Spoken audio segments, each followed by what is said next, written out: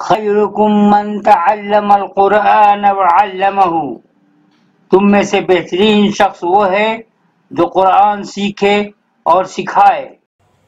اہدنا الصراط المستقیم، ہمیں سیدھی اور سچی راہ دکھا۔ ورحمۃ اللہ وبرکاتہ، اہلا وسہلا مرحبا۔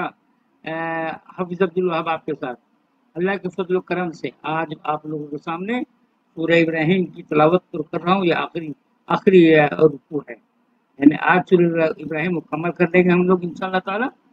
اور مجھے بہت خوشی ہے کہ آپ لوگوں کا رسپانس بہت ہی اچھا مل رہا ہے۔ بس ایک شکایت ہے، آپ لوگ کمنٹ نہیں کر رہے ہیں۔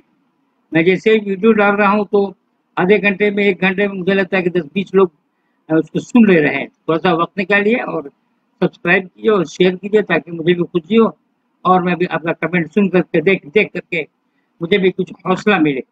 اور بس دعا کیجیے کہ میں یہ کام کرتا رہوں۔ ان جو آخری رکوع میں جو بتایا گیا ہے وہ انسانوں کو ہدایت دی گئی ہے کہ اپنے آپ کو فخر کرنے سے پرہیز کرو۔ ایک دن اللہ تعالیٰ کو منہ دکھانا ہے، قیامت کا ہولناک منظر اس کے سامنے ہوگا، اس دن سب اکڑ نکل جائے گا۔ جو لوگ سوچتے ہیں کہ میرے ہی ہاتھ میں سب کچھ ہے، ہم جو جی چاہے وہی کچھ کر سکتے ہیں، جو دنیا کے کونے کونے میں گھومتے پھر رہے ہیں، کہتے ہیں کہ بس میری وجہ سے یہ ہوا ہے، یہ سب ختم ہو جائے گا۔ تو اللہ تعالیٰ دنیا میں بھی بدلہ دے دیتا ہے اور آخرت میں بھی بدلہ دے دے گا۔ آج جو دنیا دیکھ رہے ہیں، آج کسی کو یوں حکمرانی ہے، وہ حکمرانی ہے، ایک دنیا ایسی بھی آنے والی ہے جہاں پہ صرف اور صرف اللہ ہی کی حکمرانی ہوگی۔ ان تمام باتوں کو مد نظر رکھتے ہوئے اپنی زندگی کو گزاریے تو صحیح ڈھنگ سے گزاریے۔ اگر اللہ تعالیٰ نے آپ کو دولت سے نوازا ہے تو اس دولت کو جائز جگہ پہ خرچ کیجیے، ویری امپورٹنٹ تھنگ۔ بس یہ کہ جب اگر ادھر ادھر خرچ کر رہے ہیں، صدقہ وغیرہ دے رہے ہیں، تو کبھی مت سوچیے کہ وہ میری وجہ سے زندہ ہے اور وہ ہے اور وہ ہے اور میں نے اس کے لیے یہ کام کیا تو وہ میرے لیے بھی کام کر سکتا ہے۔ ان تمام باتوں کے فخر و مباحات کو چھوڑیے اور بالکل اسلام کے پیروکار بن جائیے۔ ہم لوگ کو بن جانا چاہیے اور قرآن کی تلاوت کیجیے اور سنیے۔ آئیے میں آپ کے سامنے قرآن کی تلاوت کر رہا ہوں۔ یہ سورہ ابراہیم کی آخری رکوع ہے۔ اعوذ باللہ من الشیطان الرجیم، بسم اللہ الرحمن الرحیم۔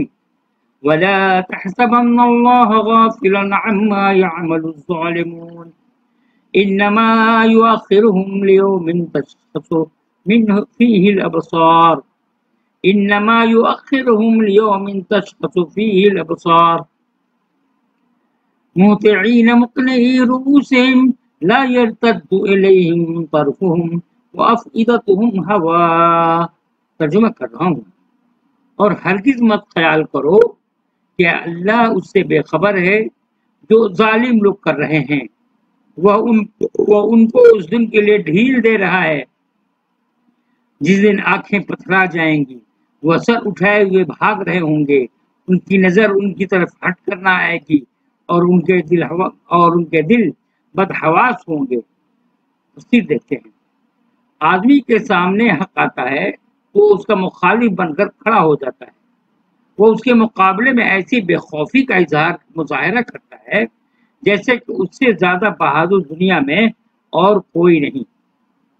مگر یہی حق جو موجودہ دنیا میں داعی کی سطح پر ظاہر ہوتا ہے وہ آخرت میں خدا کی سطح پر ظاہر ہوگا۔ اس دن ایسے لوگوں کی ساری بہادری جاتی رہے گی۔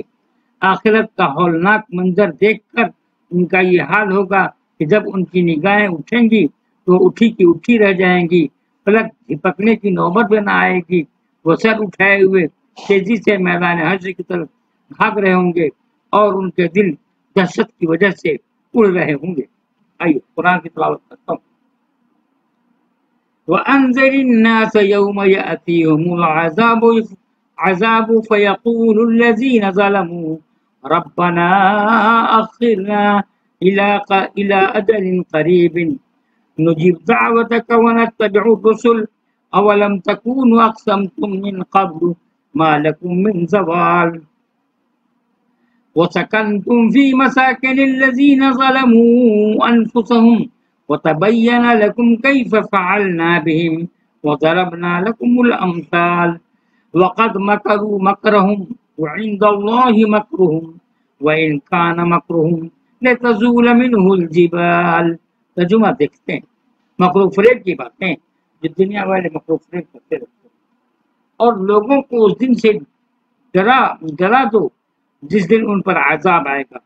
اس وقت ظالم لوگ کہیں گے کہ اے ہمارے رب، ہم کو تھوڑی مہلت اور دے دے، ہم تیری دعوت کو قبول کریں گے اور رسولوں کی پیروی کریں گے۔ کیا تم نے اس سے پہلے قسمیں نہیں کھائی تھی کہ تم کو کچھ زوال آنا نہیں ہے، اور تم ان لوگوں کی بستیوں میں آباد تھے جنہوں نے اپنی جانوں پر ظلم کیا، اور تم پر کھل چکا تھا کہ ہم نے ان کے ساتھ کیا کیا اور ہم نے تم سے مثالیں بیان کی، اور انہوں نے اپنی ساری تدبیریں کی، اور ان کی تدبیریں اللہ کے سامنے تھی، اگرچہ ان کی تدبیریں ایسی تھی کہ ان سے پہاڑ بھی ٹل جائیں۔ تفسیر دیکھیے، آدمی کا حال یہ ہے کہ ایک دن پہلے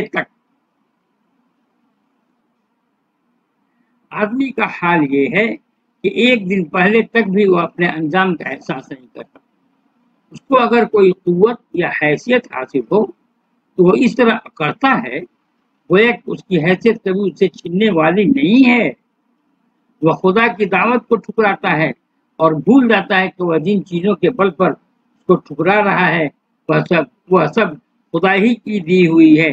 دوستو، یہاں پہ امپورٹنٹ چیز ہے، بہت سے ایسے لوگ ہیں جو نماز روزہ وغیرہ کرتے ہیں، لیکن ان کے اندر جب بڑائی ہو جاتی ہے، جب کچھ خوشیاں مل جاتی ہیں، کچھ موقع مل جاتا ہے تو لوگوں پہ ظلم کرتے ہیں، تو ان کو بھی اسی زمرے میں شمار کیا جائے گا، ہے نا۔ آدمی کا حال یہ ہے کہ ایک دن پہلے تک بھی وہ انجام کا احساس نہیں کرتا۔ اس کو اگر کوئی قوت یا حیثیت حاصل ہو، غور سے سنیں گے حضرت، اس کو اگر کوئی قوت یا حیثیت حاصل ہو تو وہ اس طرح کرتا ہے گویا کہ اس کی حیثیت کبھی اسے چھیننے والی ہی نہیں ہے۔ وہ خدا کی دعوت کو ٹھکراتا ہے اور بھول جاتا ہے کہ وہ جن چیزوں کے بل پر اس کو ٹھکرا رہا ہے وہ سب خدا کی ہی کی دی ہوئی ہیں۔ ان کے سامنے دلائل آتے ہیں مگر ان پر دھیان نہیں دیتا۔ ماضی کے سرکشوں کا انجام ان کے سامنے ہوتا ہے مگر وہ سمجھتا ہے کہ جو کچھ ہوا وہ صرف دوسروں کے لیے تھا، خود اس کے اپنے لیے کبھی ایسا ہونے والا نہیں ہے۔ یعنی دیکھتا ہے آدمی کے سامنے والا برباد ہو چکا ہے اور اسی رویے پر اسی طریقے پہ آپ بھی چل رہے ہو، اسے سبق لینا چاہیے کہ کوئی چیز کیوں برباد ہوا، ہم کہاں جا رہے ہیں۔ عقل مندارا اشارہ کافی، ورڈ ٹو دا وائز، عقل مندوں کے لیے اشارہ کافی ہے، سمجھ لیجیے۔ موجودہ دنیا میں جن لوگوں کو مواقع حاصل ہیں وہ حق کو نظر انداز کرنے میں فخر محسوس کرتے ہیں، یعنی وہ دادا گیری کرتے ہیں کہ میری وجہ سب کچھ ہوا ہے، مگر موت کے بعد جب وہ اپنی سرکشی کا انجام دیکھیں گے تو ان کو اپنے ماضی پر اس قدر شرم آئے گی کہ وہ چاہیں گے کہ اگر انہیں دوبارہ مہلت ملے تو وہ موجودہ دنیا میں آ کر خود اپنی تردید کریں اور اس چیز کو مان لیں جس کا اس سے پہلے انہوں نے فخریہ طور پر انکار کر دیا تھا۔ حق کی مخالفت خدا کی مخالفت ہے۔ جس حق کے ساتھ خدا ہو اس کی مخالفت کرنے والے ہمیشہ ناکام رہتے ہیں، تب وہ اس کے خلاف اتنی بڑی تیاریوں کے ساتھ آئے ہوں جو پہاڑ کو ہلانے کے لیے بھی کافی ثابت ہوں۔ فلا تحسبن اللہ مخلف وعدہ رسلا ان اللہ عزیز ذو انتقام یوم تبدل الارض غیر الارض والسماوات وبرزوا للہ الواحد القہار وترى المجرمین یومئذ مقرنین فی الاسفاد سرابیلهم من قطران وتغشى وجوههم النار لیجزی اللہ کل نفس ما کسبت ان اللہ سریع الحساب هذا بلاغ للناس ولينذروا به وليعلموا انما هو الہ واحد وليذکر اولو الالباب۔ ترجمہ دیکھتے ہیں، پس تم اللہ کو اپنے پیغمبروں سے وعدہ خلافی کرنے والا نہ سمجھو، بے شک اللہ زبردست ہے، بدلہ لینے والا ہے۔ جس دن یہ زمین دوسری زمین سے بدل جائے گی اور آسمان بھی، اور سب ایک زبردست اللہ کے سامنے پیش ہوں گے، اور تم اس دن مجرموں کو زنجیروں میں جکڑا ہوا دیکھو گے، ان کے لباس تارکول کے ہوں گے اور ان کے چہروں پر آگ چھائی ہوئی ہوگی، تاکہ اللہ ہر شخص کو اس کے کیے کا بدلہ دے۔ بے شک اللہ جلد حساب لینے والا ہے۔ یہ لوگوں کے لیے ایک اعلان ہے، اور تاکہ اس کے ذریعے سے وہ ڈرا دیے جائیں، اور تاکہ وہ جان لے کہ وہی ایک معبود ہے، اور تاکہ دانشمند لوگ نصیحت حاصل کریں۔ تفسیر دیکھتے ہیں۔ پیغمبر خدا کے دین کی گواہی اپنے کامل صورت میں دیتا ہے، اس لیے پیغمبر کے ساتھ خدا کی نصرت یعنی مدد بھی اپنی کامل صورت میں آتی ہے۔ بعد کے پیرو جتنا پیغمبر کے نمونے پر پورے اتریں گے، اتنا وہ خدا کی نصرت کے مستحق ہوتے چلے جائیں گے۔ آج انسان زمین پر ایسا محسوس کرتا ہے کہ جیسے وہ خشکی اور تری کا مالک ہو۔ غور سے سنیں گے حضرت، آج انسان زمین پر ایسا محسوس کرتا ہے جیسے وہ خشکی اور تری کا مالک ہو۔ وہ فضاؤں اور خلاؤں کو کنٹرول کر سکتا ہے، وہ اختیار رکھتا ہے کہ یہاں کے وسائل کو جس طرح چاہے استعمال کرے اور جس طرح چاہے استعمال نہ کرے، مگر یہ سب کچھ صرف اس لیے ہے کہ خدا نے امتحان کی مدت تک زمین و آسمان کو انسان کے لیے مسخر کر رکھا ہے۔ امتحان کی مدت ختم ہوتے ہی حالات یکسر بدل جائیں گے، اس کے بعد زمین بھی دوسری زمین ہوگی اور آسمان بھی دوسرا آسمان۔ انسان اچانک اپنے کو ایک اور ہی دنیا میں پائے گا۔ جہاں آدمی اپنے آپ کو حکمراں سمجھتا تھا، وہاں ساری حکومت صرف خدا کے لیے ہو چکی ہوگی۔ جہاں ہر چیز اس کے حکم کے تابع تھی، وہاں ہر چیز اس کے تابعداری کرنا چھوڑ دے گی۔ موجودہ دنیا میں جو لوگ بڑے بنے ہوئے تھے، وہ اس دن بے بس مجرم کے روپ میں نظر آئیں گے۔ جو لباس آج جسم کو زینت دیتا ہے، وہ اس دن ایسا ہو جائے گا جیسے جسم کے اوپر تارکول پھیر دی گئی ہو۔ رونق چہرے اس دن آگ میں جھلسے ہوں گے۔ یہ سب کچھ ان لوگوں کے لیے، ان لوگوں کے ساتھ ہوگا جو دنیا میں خدا کا بندہ بن کر رہنے پر راضی نہیں ہوئے، جنہوں نے خدا کی طرف سے ہونے والے اعلان کو نظر انداز کیا۔ حقیقت کا حقیقت ہونا کافی نہیں ہے کہ آدمی اس کو مان لے، حقیقت کو ماننے کے لیے ضروری ہے کہ آدمی خود بھی اس کو ماننا چاہیے۔ جو شخص حقیقت کے معاملے میں سنجیدہ ہو، تو خالی اس ذہن ہو کر اس کو سنے، وہی حقیقت کو سمجھے گا، وہی حقیقت کا صحیح استقبال کرنے میں کامیاب ہو جائے گا۔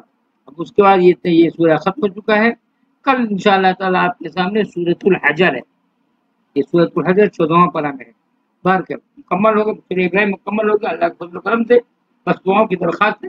اور جس طرح سے آپ کو رسپانس ملا ویسے وہ تو ملتا رہے۔ بس ایک گزارش یہی ہے جو پہلے بھی میں نے کہا تھا، شیئر کیجیے اور سبسکرائب کیجیے، اور دعاؤں کی درخواست ہے، دعاؤں میں شامل رکھیے گا۔